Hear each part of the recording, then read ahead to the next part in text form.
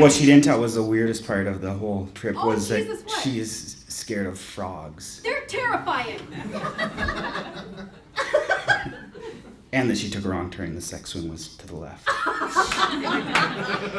My story involves, I could have told it at the camp, but it's a camping story. Every year our family would go out, we would go camping, and by family I mean my entire dad's side of his family.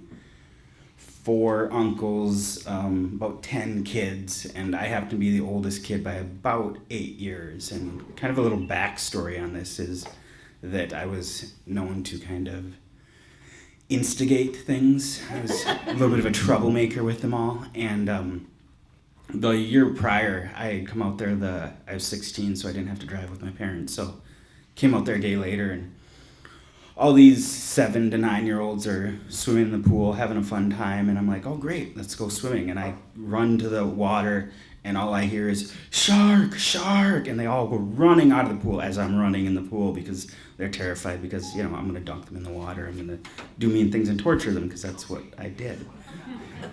But so that was kind of the backstory of it, is that every year it seemed like something would happen involving me or involving us. And this year we all decided that we were going to go out on the pontoon. I think it was about 18 of us. And it was a good sized pontoon, and the capacity, we looked at it before. Could hold, I think it was 20 people and up to 1,600 pounds or something like that. So quickly in my head, I was doing the math. I'm like, yeah, we're good. Everybody get on the pontoon. Let's go for a ride. I mean, it's a pontoon. How fast can it go? And we asked the guy at the resort. He asked him, what happens if there's too much on it? He goes, well, it just floats slower and can't tip it over. He's like, no, it's a pontoon. They have 2 little things on the side to keep it buoyant. So we're like, oh, okay, no problem.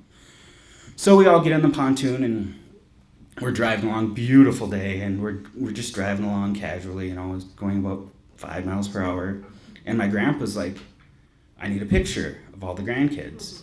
And so we're like, oh yeah, that'd be great. Beautiful day. Let's get a picture of all the grandkids. So he goes, all the grandkids, I need you to get up in the front of the boat. And so nobody's really thinking anything of it because, pontoon can't tip.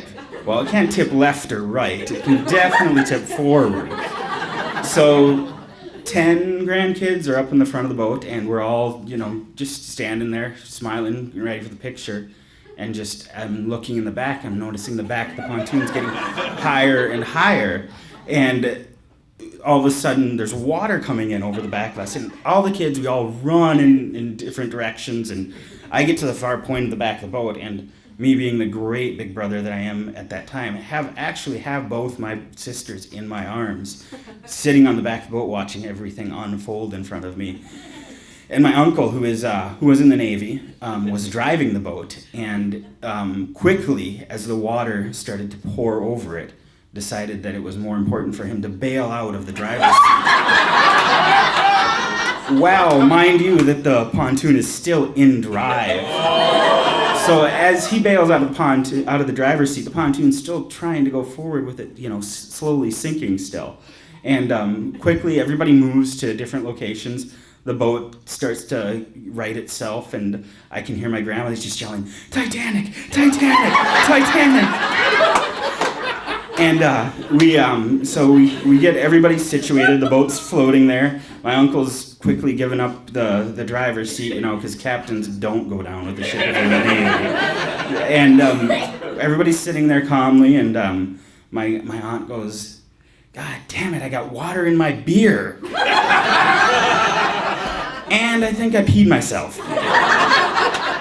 So we're all sitting there just kind of getting ourselves in a good enough state to get back, because people are terrified. Kids are terrified. Boat almost sank.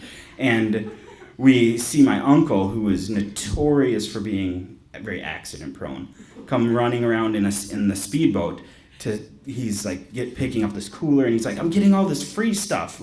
And he sees us, and he goes to turn, and he turns around and just about tips himself right out of the boat. So crisis averted there, but we got back, and quickly everybody got off the boat, and Grandma informed me that yes, she did indeed also pee herself. And we decided, well, we've gone out there once already. We should probably, get out there again. Needless to say, the capacity was not met the second time around. I think we ended up with 8 people, and my cousin, who to this day is still afraid to get on a pontoon. So that is how my story of escalating quickly.